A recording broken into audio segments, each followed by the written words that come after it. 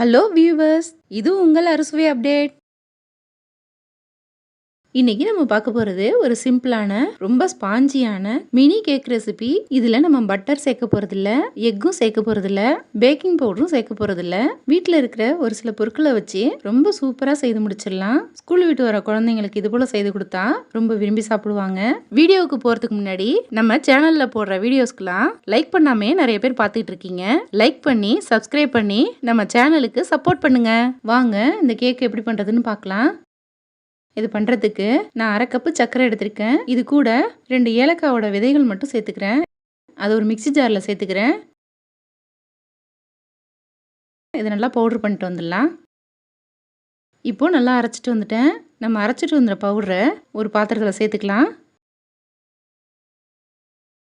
சேர்த்துட்டு புளிக்காத கெட்டியான தயிர் 1 கப் எடுத்திருக்கேன். நான் சின்ன கப்பில் எடுத்திருக்கேன், அதை இது கூட சேர்த்துக்கிறேன்.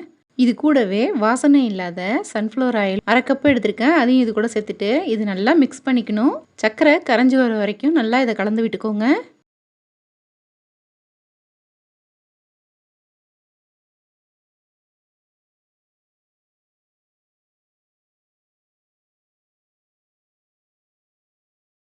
இப்போது நல்லா கலந்து வச்சுட்டேன். இது அப்படியே இருக்கட்டும். இது கூட மாவு சேர்த்துக்கலாம். நான் இது கூட மைதா சேர்க்க போகிறதில்ல, கோதுமை மாவு வச்சு தான் செய்ய போகிறேன். சலிக்கிற கரண்டியை வச்சுட்டு 1 கப்பு கோதுமை மாவு எடுத்திருக்கேன், அதை இது கூட சேர்த்துக்கிறேன். இது கூடவே ஒரு பிஞ்சு உப்பு சேர்த்துக்கோங்க. 1/2 டீஸ்பூன் ஆப்ப சோடா சேர்த்துக்கலாம். சேர்த்துட்டு நல்லா சலிச்சுக்கலாம். அப்போ தான் நம்மளோட கேக்கு நல்லா சாஃப்டாக இருக்கும்.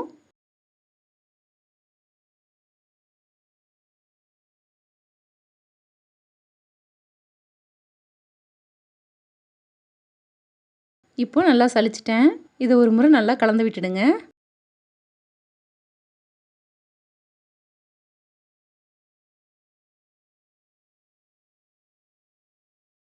கெட்டியாக இருக்கிறது போல் இருந்தால் 2லேருந்து 3 டேபிள் ஸ்பூன் பால் சேர்த்துக்கலாம். காய்ச்சி ஆற வச்ச பால் சேர்க்குறேன். சேர்த்துட்டு நல்லா கலந்து விட்டுடுங்க. இது ஒரு பக்கமாக இது போல் கலந்துக்கணும்.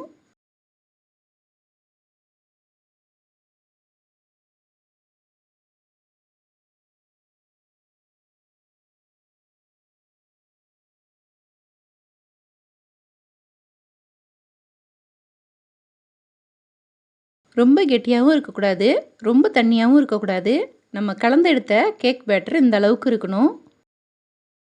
இதை சேர்க்கறதுக்கு கேக் டின்லையும் செய்யலாம், இல்லை வீட்டில் இருக்கிற சின்ன பாத்திரத்துலையும் இதை சேர்த்து செய்யலாம். நான் இன்னைக்கு டம்ளர் வச்சு செய்ய போகிறேன். 4 டம்ளர் எடுத்திருக்கேன். அதில் எல்லாத்துலேயும் நல்லா எண்ணெய் தடவி வச்சுக்கோங்க.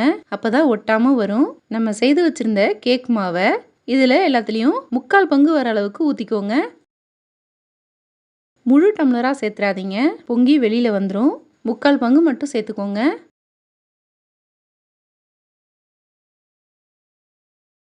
இப்போது இது போல் எல்லாத்துலேயுமே ஊற்றி வச்சுட்டேன். இதை வேக வைக்கிறதுக்கு குக்கரில் உப்பு சேர்த்துட்டு மேலே ஸ்டாண்டு போட்டிருக்கேன். இது உள்ள பிளேட்டு எதுவும் வைக்க முடியலங்கிறதுனால நான் இந்த ஸ்டாண்டை தான் வச்சுருக்கேன். குக்கரை ஒரு 10 நிமிஷத்துக்கு நல்லா சூடு பண்ணிக்கணும். நம்ம ரெடி பண்ணி வச்சுருந்த டம்ளரெல்லாம் இதில் ஒன்று ஒன்றா வச்சுக்கலாம்.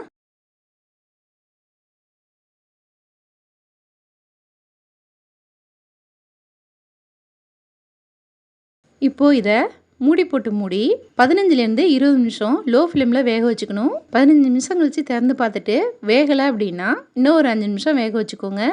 இப்போது 20 நிமிஷம் ஆகுது. இதை திறந்து பார்க்குறேன். கேக்கெல்லாம் நல்லா பொங்கி வந்திருக்கு. ஒரு குச்சோ இல்லை கத்தியோ விட்டு பாருங்கள், ஒட்டாமல் வந்திருக்குன்னா நல்லா வெந்து வந்துருச்சு. இப்போது ஸ்டவ் ஆஃப் பண்ணிக்கலாம். இது ஓரளவு அப்படியே ஆற விட்டுறணும். ஆற விட்டு ஓரங்களில் லைட்டாக இது போல் எடுத்து விட்டுட்டு கேக்கை வெளியில் எடுத்துடலாம்.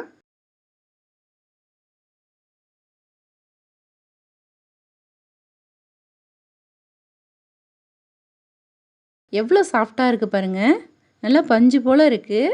இதில் நம்ம பட்டரோ முட்டையோ எதுவுமே சேர்க்கல, நல்லா சாஃப்டாக வந்திருக்கு பாருங்கள். அப்படியே கடையில் வாங்குகிற கப் கேக் போலவே இருக்குது.